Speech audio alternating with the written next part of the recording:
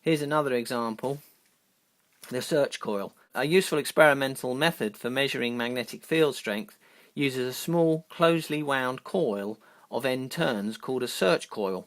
Suppose first that the plane of the windings of the search coil is initially perpendicular to a magnetic field B. I've drawn it here, so we've put a little meter here in front of it to measure the EMF, and we've put the coil perpendicular to the magnetic field vector B. If the area enclosed by the coil is A, the flux through it is flux equals B times A. Now, if the coil is quickly given a quarter turn about one of its diameters so that its plane becomes parallel to the field, the flux through it decreases rapidly from BA to 0. During the time that the flux is decreasing, an EMF of short duration is induced in the coil, and a momentary induced current occurs in the external circuit. So we'll see this needle then move, okay, because a current will have occurred. Because we've spun that round, obviously the flux has changed, and a momentary induced current occurs in the external circuit to which the coil is connected. As we will see, the total flux change is proportional to the total charge that flows around the circuit. The current at any instant is the electromotive force divided by R, where R is the combined resistance of external circuit and search coil.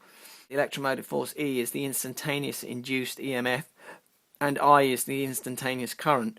From Faraday's law, disregarding the negative sign this time, we can write the electromotive force is N times the rate that flux changes. So we can then, using this equation here, we can write that as E equals the number of turns divided by the resistance d phi by dt.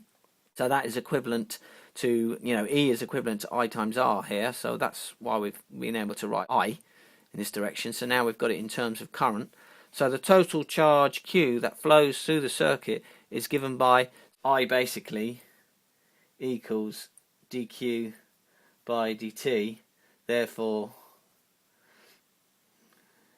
dQ equals I by dt. So that's the way to come to this integral here. So the total charge that flows through the circuit is given by this integral here. So the start time, which is 0, and the end time. So we can pull out the so we're using this now. We can pull out the NR, and we're left with d phi by dt to here. So we can write that as N flux over R. So the charge is N flux over R. Thus, the flux and B are given by the flux equals RQ over N. We've rearranged this now. So we got the flux on this side. We multiplied by R, divide by N to get that. And B equals the flux per unit area. So B also equals RQ over NA.